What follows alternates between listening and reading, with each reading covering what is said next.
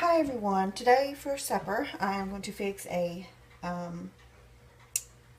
cheesy potato ham casserole. It's very quick and simple to do. So first I have the broccoli and cheese, broccoli cheese soup, and you need to mix that with 1 cup of milk, or 1 can of milk, and that's what the directions also state on the back of the can as far as how to dilute it. So I do that.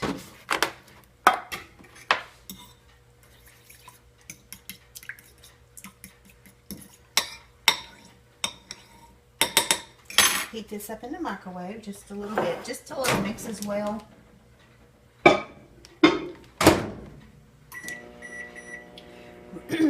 Meanwhile,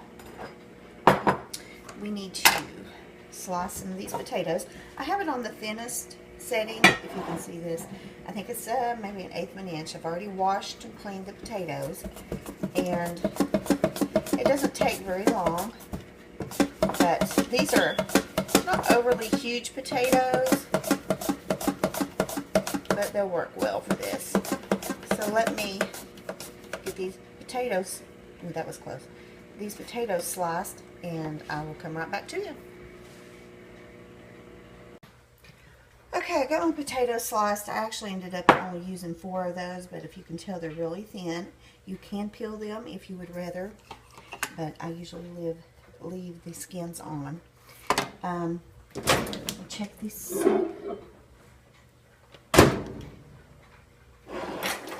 It's fairly warm right now, so it should dilute pretty good, which you could probably get a whisk and mix it up a little better. This casserole is, like I said, it's quick, easy, and I usually fix it for enough so that we can have leftovers for lunch the next day, or again for supper. But if you look, this soup is really, it's thin, but you want it thin like that. And like I said, that's this is 1 can of soup to 1 can of milk. You want it thin like that because your potatoes and stuff need to soak this up as they bake. One thing I'm going to do real quick is spray my pan. I already have my oven preheating at 350. So first off, we'll put a layer, if you can see this, a layer of potatoes. And if I need more potatoes, I'll just slice up a few more. But I'll do a layer of the potatoes. And last time I fixed this, all of us liked it really well. So, okay. It's a good little layer of potatoes, just enough to cover the bottom. Now, if you have like a leftover ham or something, would work good for this. This is, I guess you can see this. Can you see this? No, you can't. Here, it's smoked cubed ham. This is actually 24 ounces. And just enough to do a good layer. Just depending on how much ham flavor that you want in it. And I'll tell you another thing that is really good in this is bacon, crumbled up bacon, but I'm not going to do that today. Okay, you see just a little layer of that. Now let me wash my hands real quick.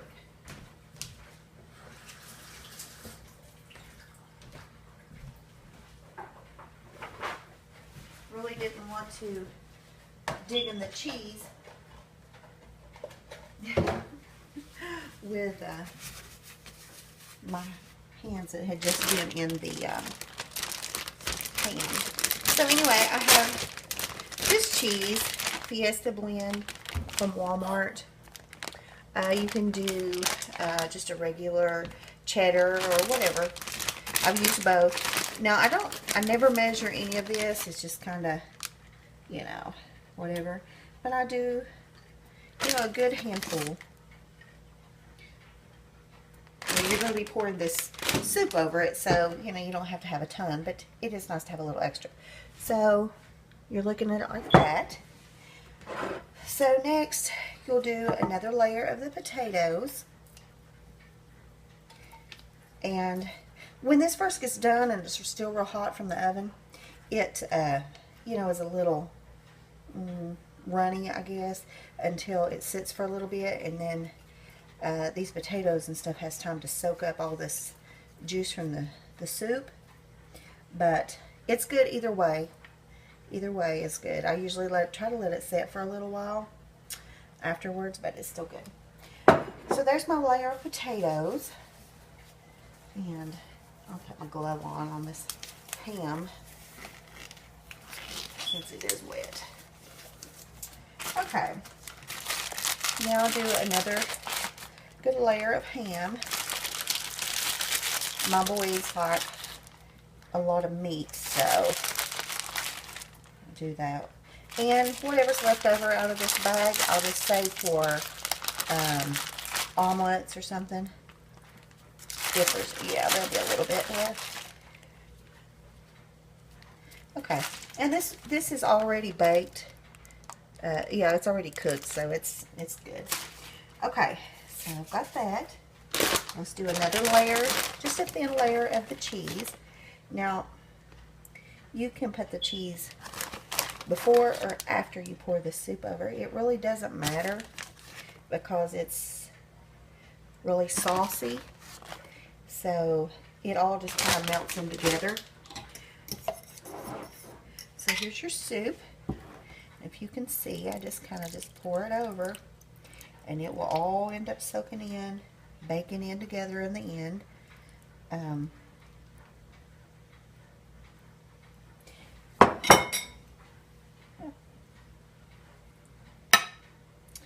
there's that, and I do cover it with aluminum foil. When I bake it, I cover it for the first 40 minutes, and then I bake it uncovered for 20 minutes. And that gives it enough time just to, get the potatoes really good and soft and fully baked. So I'll put this in the oven, and I'll come back when I get it out and show you what it looks like. Okay, we're back. This is fully baked now. I covered it with aluminum foil, baked it for 40 minutes, uncovered it and baked it for 20 more at 350.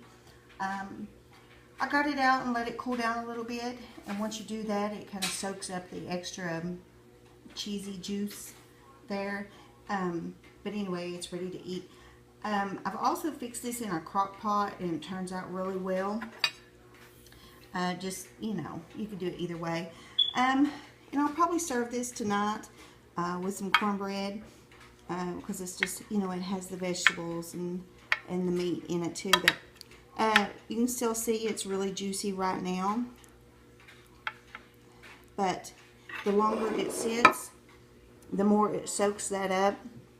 So I usually try to, bake it a couple hours ahead of time. But anyway, I have cornbread in the freezer that I always make ahead for things like this. And I'm just going to get some of that and call it a meal. But as you can see, well, I'll have to move the camera so you can see a little better. Yeah, there it is. I don't know if you can still see.